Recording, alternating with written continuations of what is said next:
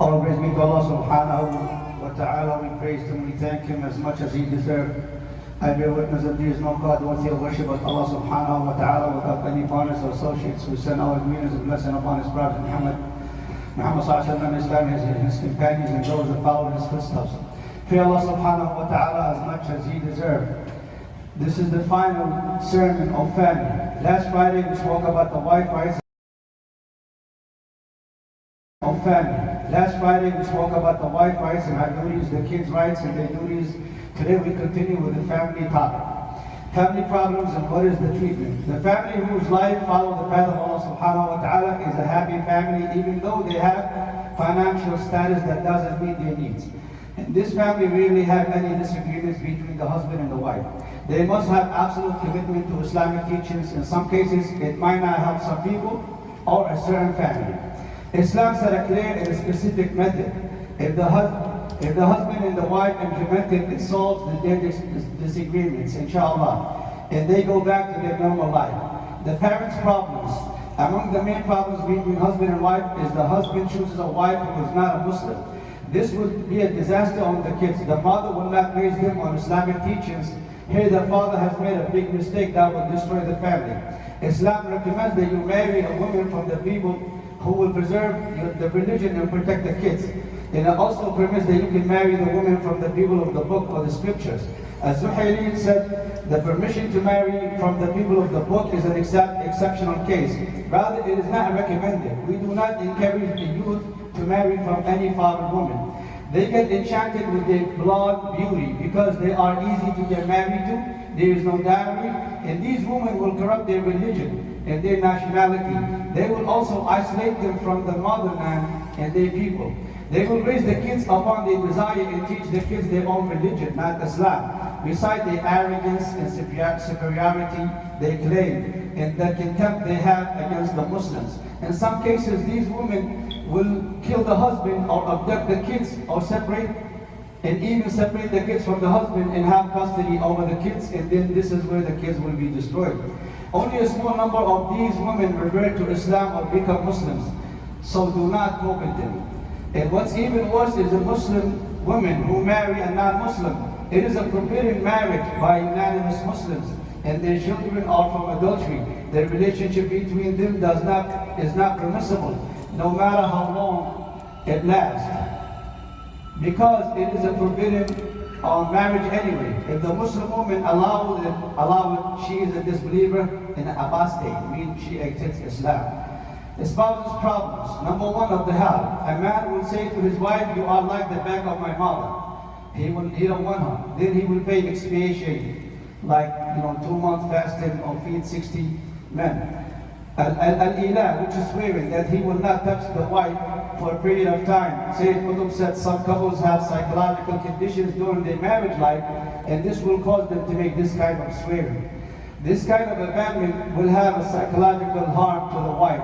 The longer it gets, the more the family break up and cause more destruction to the family bonding. In some cases, this remedy works with some women. For the women who are arrogant, it will work.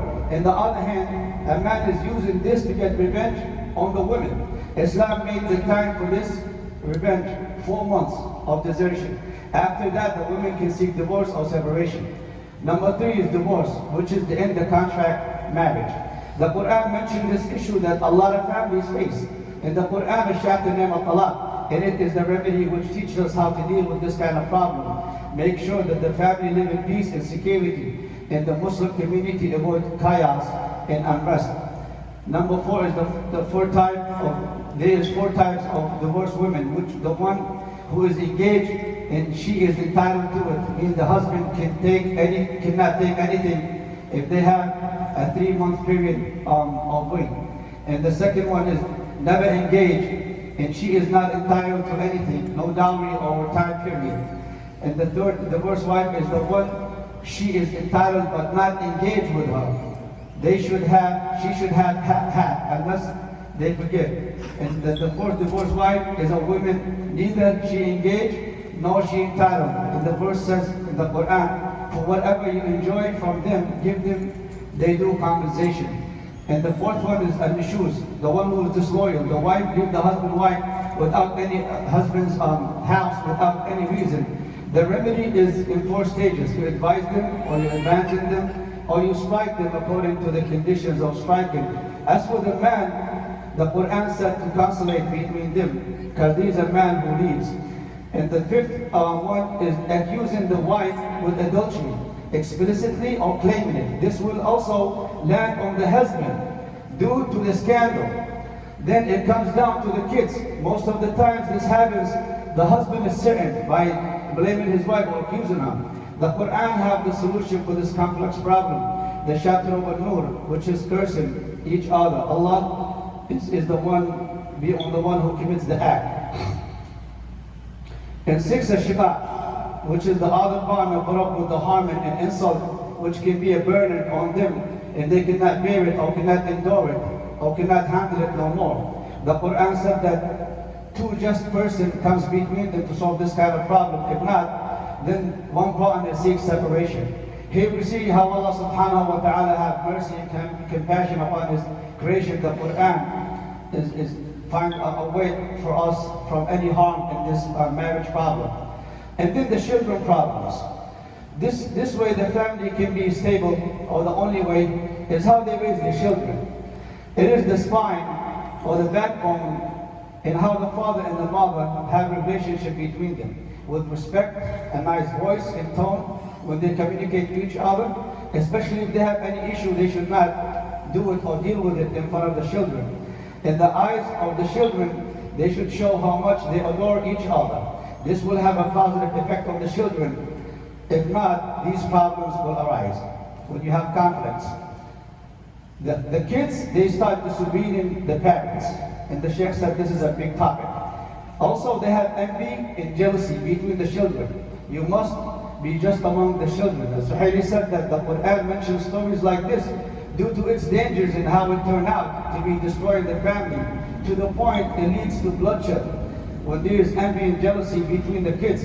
And we see the story of Yusuf alayhi salam, how his brothers have envy and jealousy to the point that they wanted to kill him. They came up with a plan to kill him, and they abandoned him in the jungle. Also, profanity. The kids start learning bad things, or saying nasty things to others. You must discipline your kids and raise them according to the Islamic teachings with morals and characters. Bad company, which is peer pressure, they can learn bad things which put them in the wrong path and lead them to go astray. They start lying or doing drugs, neglect their school.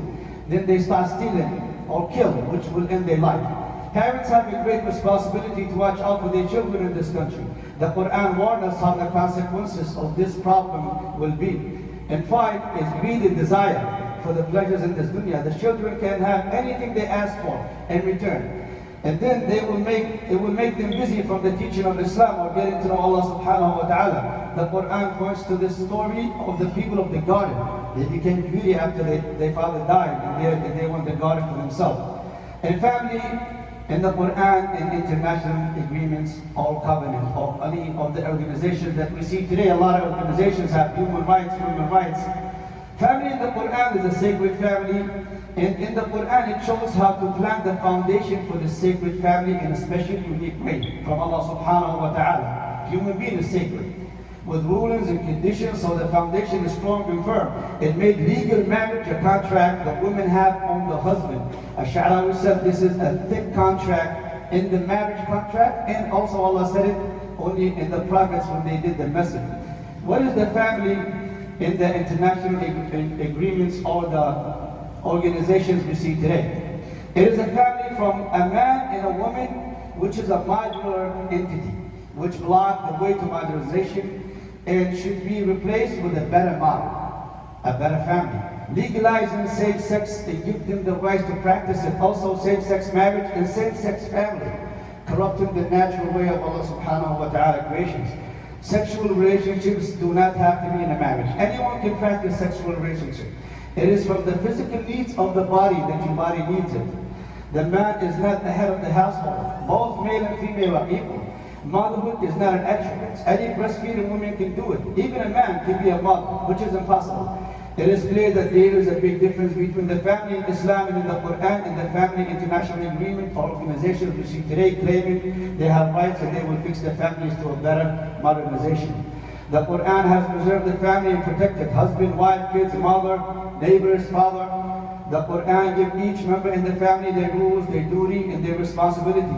This way the family is pure and happy and have no problems in it. On the other side, the international agreements implement man-made laws that govern the family. The outcome is dividing the family by giving them all they desire and all they lust for, which Allah subhanahu wa ta'ala has prohibited and forbidden. The consequence is the genealogy mixer. You don't know who's the father, and some mother doesn't know who's the father of the baby she's carrying. The spread of STD disease, as the Sheikh said, that we never heard before. The women act as a man, and the man wants to change himself into a woman, living in a chaotic society. No morals, no characters. And Allah may help us, and do not forget the Quds and also what is happening in Ethiopia.